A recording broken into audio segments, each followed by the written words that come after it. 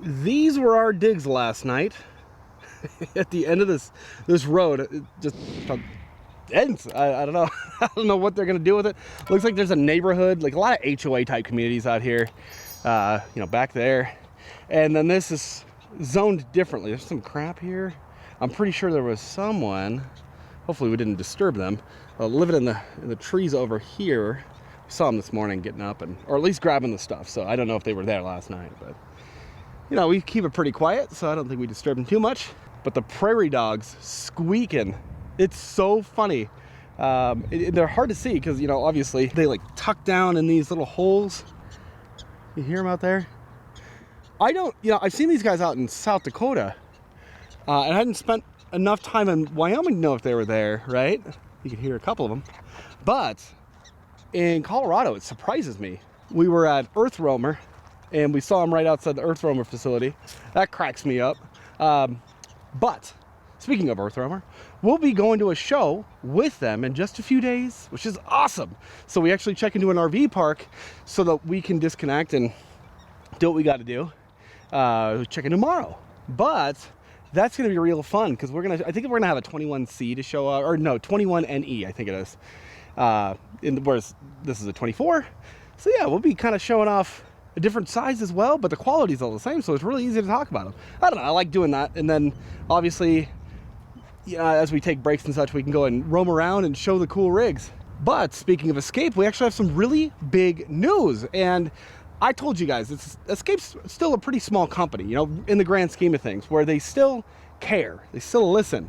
One of the things that they listened to was our 1 week review of our trailer. And we are very much getting accustomed to this trailer. We really loved our E23. But, you know, E23, it's just a rebrand, right? But the E24, this one has been just so great, which is what made the bathroom such a relative disappointment to us, you know, for our use and the way that we are. And you guys spoke up and they heard. They heard you. It's not just me.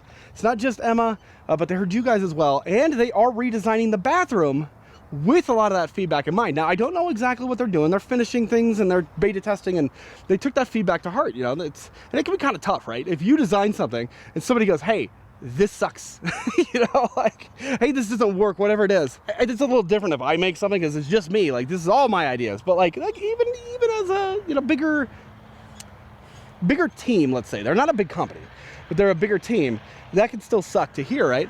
But that doesn't matter. They heard it. One of the changes we know they're making is they are raising that toilet up, which is a big issue. Wow, you know, and we're getting used to it, so it's not even that big of an issue. But they reached out and they let us know that they'll give us a sneak peek, I think. I'm hoping. It'll be pretty good for that bathroom to see how they modify things. I think it's going to be about the same size, though. You know, anyways, that being said, I'm just like, I feel grateful to be working with a company like Escape where this is possible. If it's Forest River or Thor or Airstream or whoever, they're so big, you know, relative to Escape, that like those changes, they take longer. You know, these are bigger deals. Maybe they don't hear all that feedback because they're putting out numbers, right? Those trailers are pre-sold to dealerships because the dealership actually has to order that trailer, right? These are direct to consumer. So that means that your feedback, your direct consumer feedback actually matters. You know, there's not like 1,000 of these things going out before they can correct them. It's, you know, whatever. So I don't know. I just thought that was really cool. I thought you guys would appreciate that little update there. And I can't wait to actually see what they do with this bathroom, especially given that, you know, we know how this one is and we know how our last one was. And I loved our last one. We actually made a video on how to adjust this awning, and it's really super easy. Really, really easy, because we had a tilt down, but it's a little too far down for my taste. And it was literally just a matter of, you come in, it's a little 17 millimeter bolt right there, or nut, I should say. Just tighten that up and it pulls the whole arm up. And it was as simple as that. And I'm like, oh, well, yeah, we got to share how to do that. So that's going to be on the Escape channel as well. Yeah, that feels pretty good. I mean, I was not initially a fan of this awning. Because when we bought our first trailer, we had the armed awning, you guys recall. This, though, huge fan of this awning. I mean, it's pretty quiet. It does come in automatically, which is kind of nice, actually. Ours is not too sensitive, although you can adjust that. It's sleek. It doesn't pick up, you know, it's more aerodynamic. It doesn't pick up all the bugs, you know. It doesn't get in the way of the windows. I don't know. What else can you ask for, right? And of course, it will void your warranty, I'm pretty sure. But there's actually a rail right here that you can put your guidelines in. Guidelines? I don't know. You can stake it down, so if you needed to. Which honestly, I could see it. Like if we were out in Quartzsite and we wanted to put like a bug net on it, which you can do. Yeah, I'd probably anchor it down myself. It's just me. This beautiful boy, his ear has completely healed from what we can tell. And we've thought it was pretty good before, but you know, we haven't been holding our breath this time. It seems so far so excellent. We are still like, we're flushing it out just to make sure. No pain apparent. Like I can pull that little ear and, you know, big ear. He's got some big old ears and he seems very happy. So that's awesome. Oh my gosh. I almost forgot to say this. Oh. Also, hi Emma. Hi, good morning. Cool Hello. Shirt. Woo. Cozy living machine. Dude, that thing razzle dazzles, doesn't it? Wowie wee woo. We freaking pulled the trigger. So yesterday we should have made a video. We should have. We thought about it. Then we're like, nah, it won't be that interesting. You know, and it's funny. This is a whole separate topic. Maybe I'll make a video on this. Like this, like insecurity I have about like, well, people just don't care. You know, so we don't make a video. But then we make a video that we think people will care about, and they don't care. And then it's not what. In hindsight, we should have recorded yesterday. Definitely should have, because I think this was good feedback. We actually went for a little bit of fun. For my birthday, we went to this bike shop. Yeah. And we tried out a bunch of bikes, and I really like the bike shop. And actually, so we tried on one 20-inch tire, 126. I loved the 26. It had a lot of power. Yeah. You prefer the 20 in this case. But then we went in and we let the guy know, you know, we went back after our test ride and we test rode the hell out of these. Well, and what's interesting is they have a bunch of bikes that we've never heard of before. Like we didn't know, like Big Sur. It's a Big Sur by AIMA. A-I-M-A. And so like we've never heard of them, so we test rode those, and we actually really liked them for the most part. Yeah, except for the thumb throttle. Things. Yeah, yeah. The thumb throttles are one, and they're always put on the left hand. So, anyways, and I have wrist issues. So then we tried the Velotric, and the one, it's called a Nomad. We both thought we were gonna love that bike. Hated it. Yeah. Hated it. It was so bad. Yeah. But he goes, well, try this bike on for size. Because we were trying like a 20, like I really like a 20 wheel bike. Because it feels like you have more, it's more nimble. It's more nimble. I feel more stable. I feel more comfortable maneuvering it. Ground, yeah. And Joel really likes a 26-inch tire bike. And so we kind of were trying a 20 and a 26 at the same time. Yeah. And Joel almost rode the Big Sur twice. And the guy was like, no, why don't you take the Nomad out too? The Nomad's got the 26 and it's the same Velotric brand. Just try it. And so I'm glad we did, because we actually both really loved that bike. I never would have picked it. Never would have picked it, but having ridden it, I was sold immediately. Yeah. And I said, Emma, you got to try this. And because you thought you didn't like big tire bikes. I generally don't like big tire bikes, but that one I did, because the handlebars are swept back. They're swept back. That's a more like of like Rad Wagon 3. Yeah, it's more of the like what they ride in Amsterdam. That kind of cruiser styles. The cruiser the mom bikes. Yeah.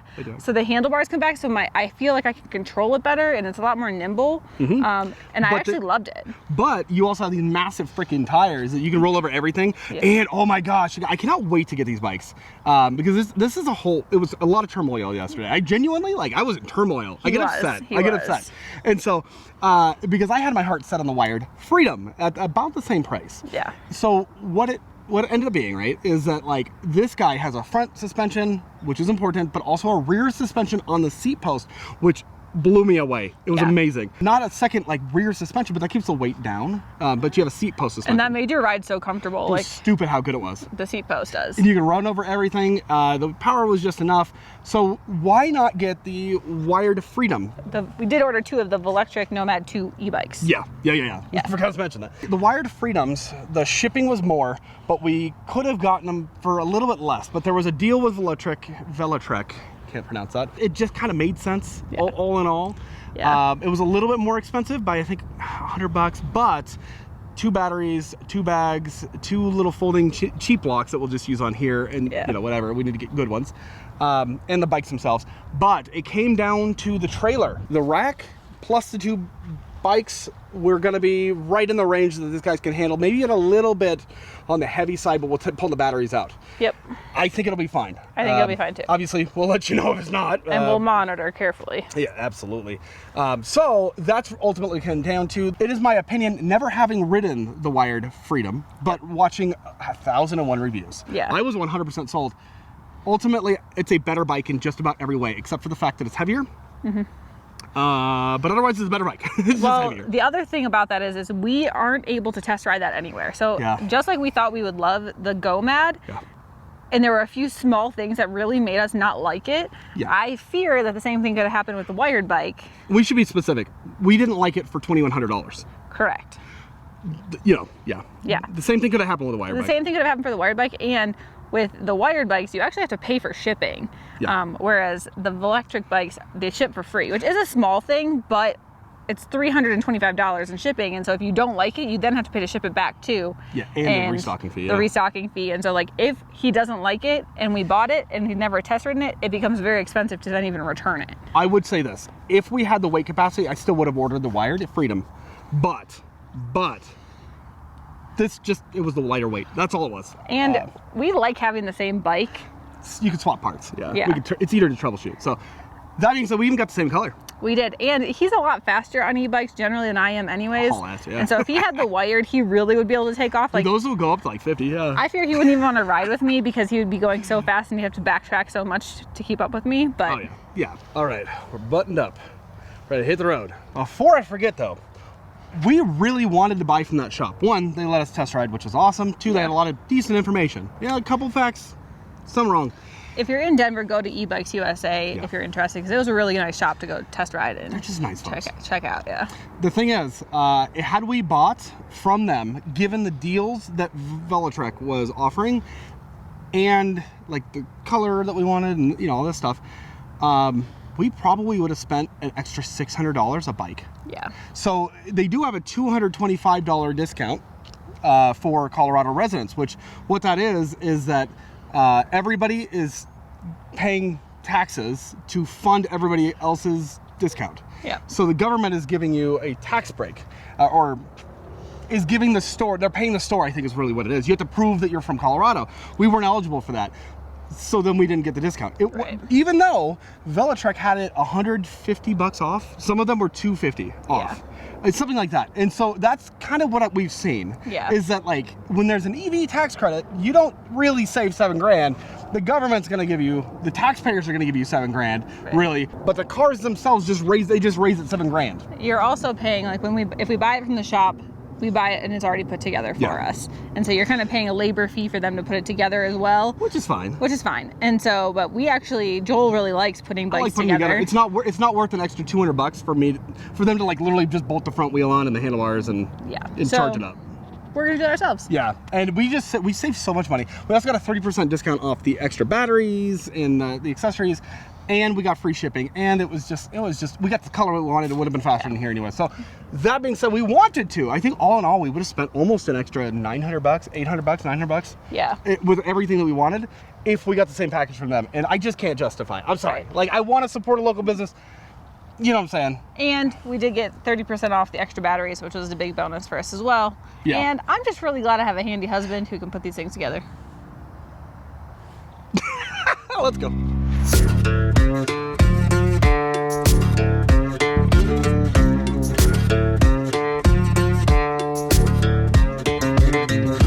All right, we just had a few things mailed, but I thought this was kind of a cool shop, so I guess it's not a whole lot of room for them here. But they can work on Brinkley's. They're working on a massive, I think it's an Accolade, or the Jayco equivalent of an Accolade. Anything with fiberglass they do, it's all bodywork and such. But obviously, Escapes. It's all fiberglass. So, and that's one of the cool things about fiberglass, though, is how easy they are to repair. Relatively. It's work for sure, right? And that's why there's so many specialists. But where with metal, fiberglass is a little stronger, right, in terms of impact resistance. It's not going to dent that same way. But then, if it does crack, it's kind of repairable. It heals. It's kind of how I think of it, at least. And it's kind of cool. So, if you guys are in the Denver area and you need some fiberglass work, they do all sorts of fiberglass. So, and paint, kind of nice.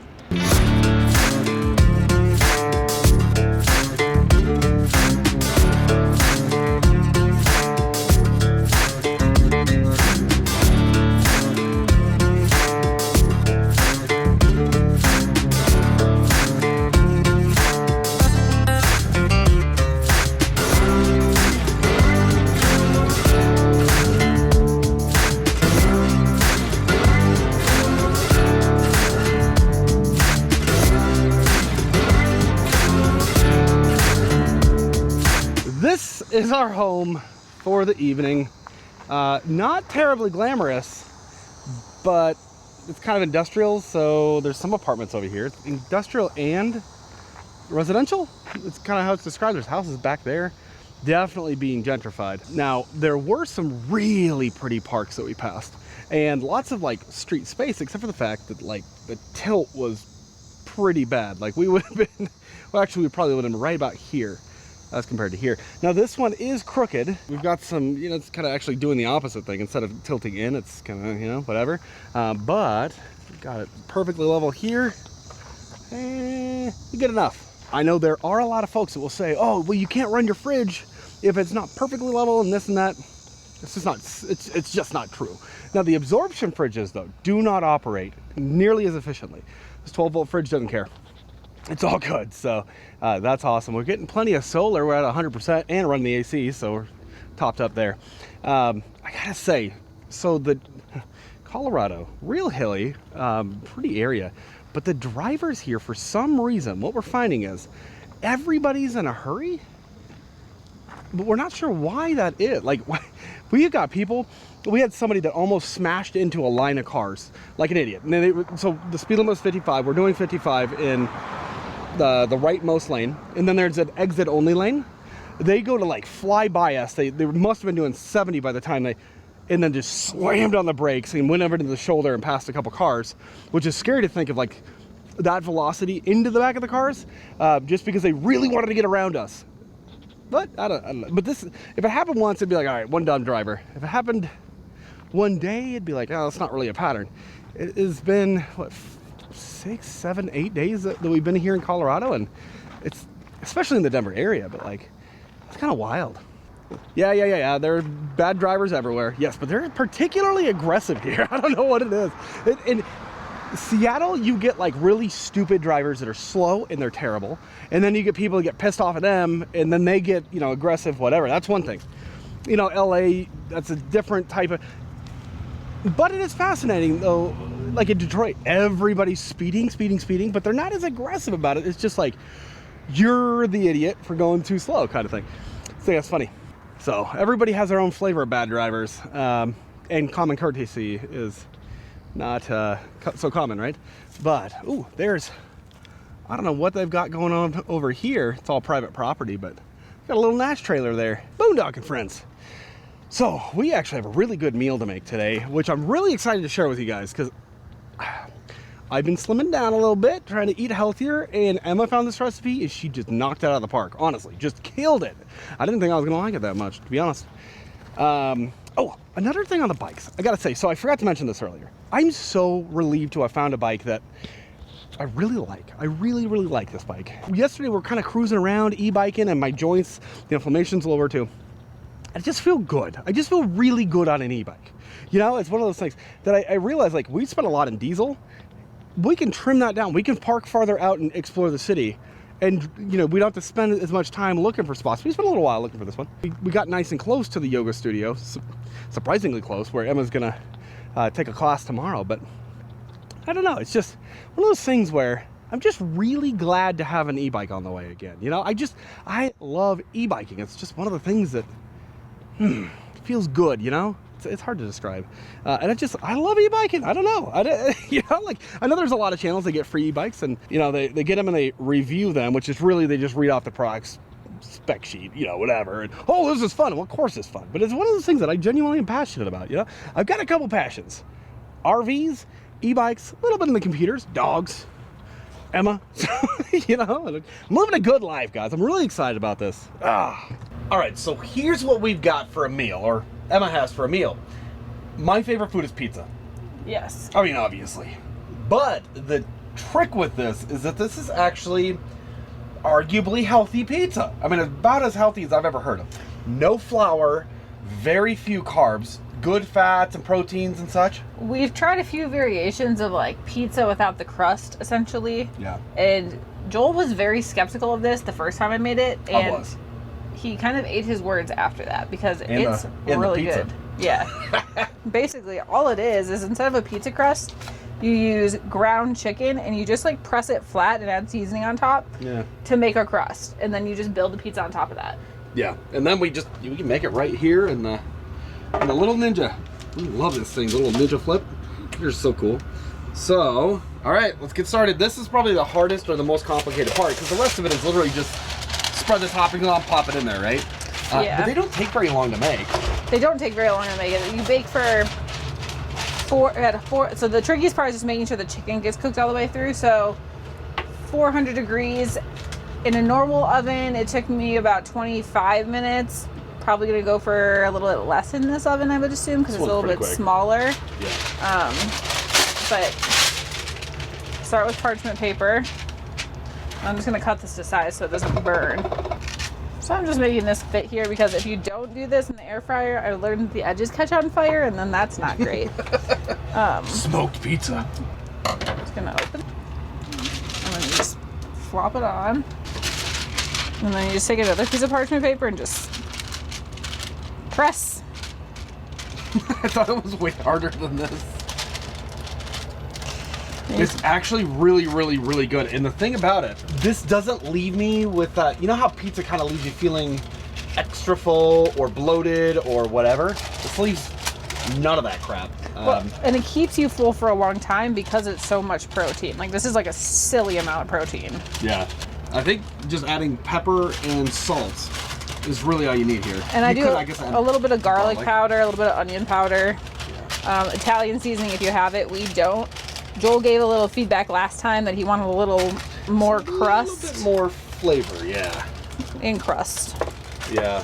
So I'm going to try to build a crust on here a little bit. But you can put as much cheese, literally just take the bag, put it on top, and you're good to go. A little bit of onion. Yeah, if you have sensitivity to onion and garlic, you can obviously skip this. You did before. Which I do. So I'm going to skip it on mine, but this one's for Joel. Yeah, pretty good stuff. Just a Garlic. little light seasoning. The pepper does make a good bit of difference. It gives you a little bit of bite. Otherwise it just tastes like plain chicken. Yeah. Yeah. And now a lot of pizza is so salty, especially in the cheese, right? But a little bit of salt can go a good ways in there. Just a little dusting. Went to HEB for the first time when we were in Texas and got some of their pizza sauce and we got 2 jars and so here we are with the second jar. There was something about these though. They don't have some of the extra crap that most of them do. It does have a little bit of sugar in here, so it's not a lot of sugar. 7 grams of carbs. Anyways, but these should be pretty good.